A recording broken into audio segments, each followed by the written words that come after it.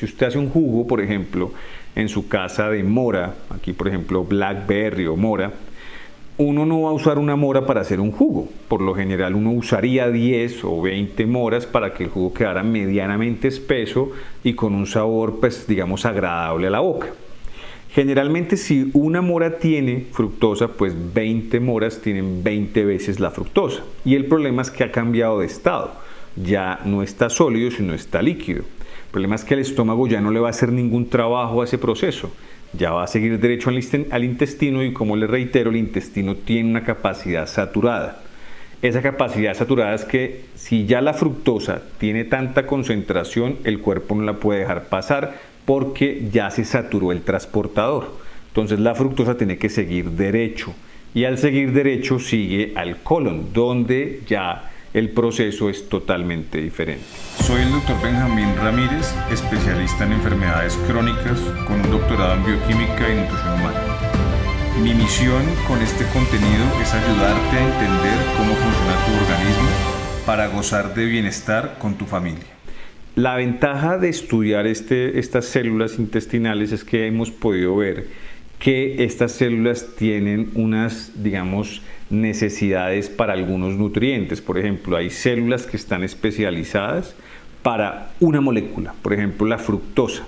La fructosa es un azúcar que, para poder entrar a nuestra sangre en forma de fructosa, como lo están viendo ustedes ahí en esa diapositiva, tiene un transportador, es decir, una cosa que le permite el paso del intestino a la sangre.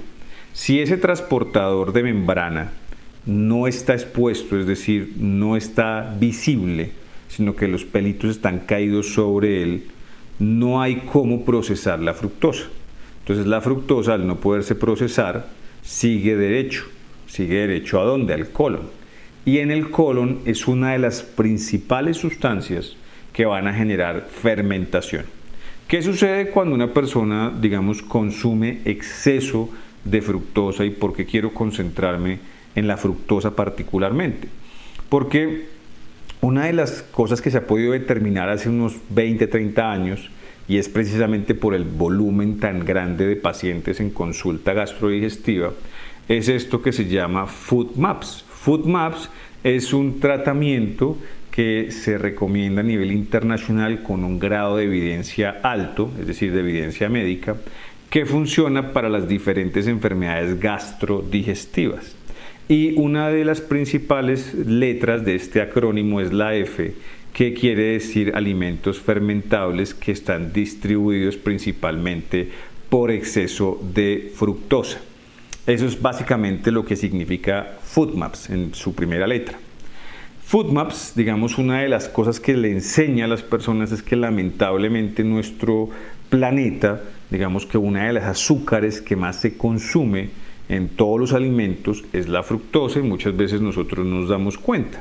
¿Dónde está la fructosa? Por lo general, vamos a ver, generalmente está en la miel de abejas, está en el jarabe de maíz rico en fructosa, está en el ágave, está en el azúcar normal de mesa, que usualmente se saca ya sea de la caña de azúcar o de la remolacha o en algunos países de la zanahoria. Se saca también del maple, y ahí es donde estamos viendo que gran parte de los alimentos que hoy compramos, ya sea en un mercado local, en una plaza de mercado, en un supermercado, la mayor parte de estos productos tienen azúcar y el azúcar tiene fructosa. ¿Cuál es el problema de la fructosa? Que el intestino tiene una capacidad saturada de procesamiento de la fructosa. Cuando él no puede, por gran cantidad de fructosa, procesarla, la fructosa sigue su curso. Y ahí comienza el proceso de fermentación. Les voy a poner un ejemplo muy sencillo. Si ustedes compran una lata de gaseosa, no hablemos de marcas, cualquier marca que tenga azúcar regular, esa gaseosa muy probablemente está endulzada con jarabe de maíz rico en fructosa. Ahora, cuando uno compra una lata, generalmente no compra la lata pequeña, sino una lata grande, de 350 centímetros cúbicos, casi hasta de 650. Y en esa lata o en esa botella la cantidad de azúcar, por ejemplo de fructosa, puede llegar a ser de 100 gramos, ¿sí? 50 en una lata pequeña, que es casi la dosis completa de azúcar de un adulto en un día, pero en una sola lata. Entonces claramente el intestino no tiene cómo procesar toda esa azúcar en un solo viaje. Entonces gran parte de los problemas es que como está en un medio líquido y es una alta concentración, la mayor parte de esa fructosa que no va a entrar a la sangre se va a fermentar en el intestino. Entonces gran parte de los problemas de la población moderna es el consumo de líquidos altamente contaminados con azúcares derivados de la fructosa. Entonces muchas veces nosotros tomamos la decisión de no tomar gaseosas, de no tomar, digamos, ciertos productos procesados, pero comenzamos a hacer exactamente lo mismo en casa, cuando comenzamos a hacer, por ejemplo, jugos de fruta. Ya vamos a ver unos ejemplos. Entonces, por ejemplo, si ustedes, digamos, consumen fruta, digamos, están en algún país donde les llegue fruta o tengan, por ejemplo, fruta de gran estación en gran parte del año. Antes, cuando uno compraba frutas, pues uno iba y compraba la que estuviera, digamos, en su momento en cosecha, ¿sí? Antes, estamos hablando de hace unos 50 años, la fruta que estaba en la estación. Ahora, pues precisamente por la agricultura y por todo lo que se ha podido lograr para poder tener más aporte, digamos, de oferta de alimentos, pues ya tenemos casi que frutas todo el año en diferentes partes del planeta. Entonces hay frutas que en su proceso, desde que se cogen hasta que se llevan a la mesa, maduran muy rápido. ¿Y qué pasa cuando una fruta madura muy rápido? Concentra el azúcar, y la principal azúcar de la fruta es fructosa.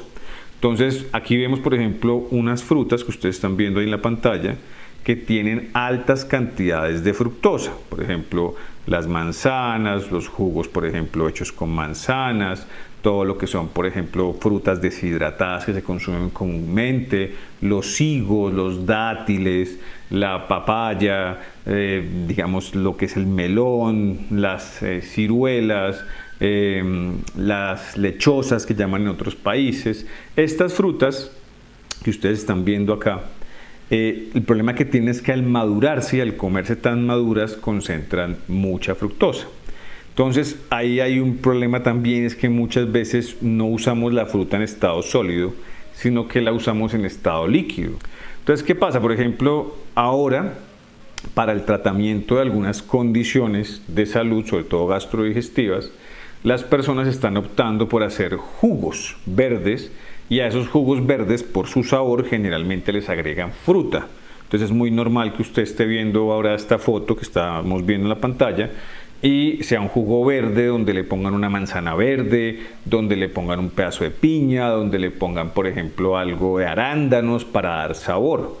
Y claramente ahí hay una mezcla de sustancias que son mezcla de sustancias fermentables. ¿Por qué?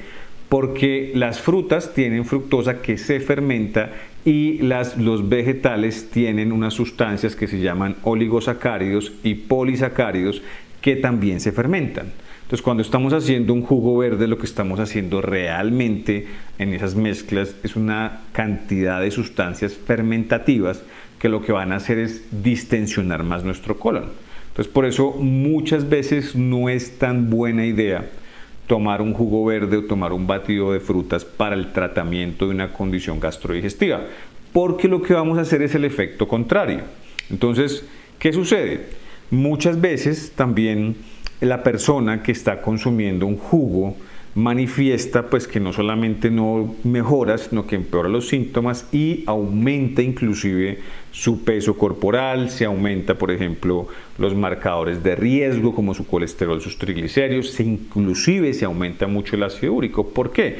Precisamente por eso que ustedes están viendo en pantalla, el tiempo del alimento en el sistema digestivo, y otra cosa es la respuesta a la insulina que tiene un alimento después de que llega a la sangre. Entonces fíjense, por ejemplo, aquí está la naranja. Digamos que yo me como una naranja, es decir, cojo la naranja del árbol, la parto con un cuchillo y me la como, sin cáscara. Entonces esa naranja va a durar más o menos en el estómago unos 30 minutos, que es lo que dura el estómago en procesar y volver líquido una naranja. Después ya en el duodeno, que es la primera porción del intestino delgado, va a durar 10 minutos en que se procese ese azúcar, que es un azúcar que entre comillas es fácil de digerir. Y el páncreas más o menos a la hora está disparando su primera cantidad de insulina. Entonces hay que tener en cuenta esos sucesos, el tiempo en el estómago, el tiempo en el intestino delgado y la acción de la insulina. Eso es clave entender siempre en un proceso cuando se involucra algún alimento. Eso es lo que se le estudia realmente a un alimento. Un alimento no se le estudia en sus calorías, no se le estudia la tabla nutricional, simplemente, que es lo que la mayoría de las personas piensan que un nutriólogo, un nutricionista hace. Uno estudia a profundidad la bioquímica del alimento desde que se pone en la boca hasta que tiene todos estos procesos que estamos viendo. Entonces fíjense la diferencia que tiene una naranja a cuando ustedes se comen una naranja, digamos, ya en un jugo, que eso ya también lo habíamos revisado anteriormente en otras conferencias contra las enfermedades, donde hablábamos precisamente del índice glicémico. Fíjense que si ustedes se comen una naranja, más o menos esto es lo que puede pasar. Su azúcar probablemente no va a cambiar, digamos, drásticamente. O sea, puede incrementar, claro, pero no va a incrementar de una forma tan notoria como si ustedes hicieran ese mismo proceso pero en un jugo. Por ejemplo, si yo hago esa naranja, digamos que ya no cogí una naranja y la partí, sino cogí 3 y las partí, las exprimí, ¿sí? Y digamos que yo no las exprimí en un extractor normal mecánico, sino tengo uno eléctrico, entonces ya no hice ejercicio, simplemente puse la naranja para que el exprimidor sacara su jugo, ¿sí? Entonces fíjense que ya tengo un líquido donde ya tengo una concentración de azúcar en un medio líquido. Entonces ya el estómago no va a tener ningún tipo de acción porque ya ese producto ya fue procesado en un extractor de alimento. Ya tenemos que en el estómago solamente va a durar 5 minutos. En nuestro sistema digestivo, en este caso nuestro duodeno, ya no va a tener mayor tiempo de acción porque en 2 minutos ya ese azúcar puede estar siendo digerida y pasada a la sangre. Y nuestro páncreas ya está produciendo en menos de 10 minutos un disparo de insulina. Entonces fíjense que no es lo mismo comerse una naranja que tomarse un jugo de naranja. Son cosas totalmente distintas. Claro, usted puede de pronto leer la tabla nutricional de la naranja y del jugo y probablemente no le cambie mucho, ¿sí? Pero lo que está pasando es la carga y el índice glicémico están cambiando porque cambió de estado, y la cantidad que está usando usted para obtener un líquido que tenga pues un volumen por lo menos de 240 centímetros cúbicos. Para hacer un jugo, entre comillas, de un vaso de 8 onzas, probablemente gaste usted en promedio entre 2 a 3 naranjas dependiendo de la variedad. Y ahí es donde comienza la concentración de la fructosa, entonces es el disparo de insulina versus pues también lo que el cuerpo no alcance a digerir de fructosa.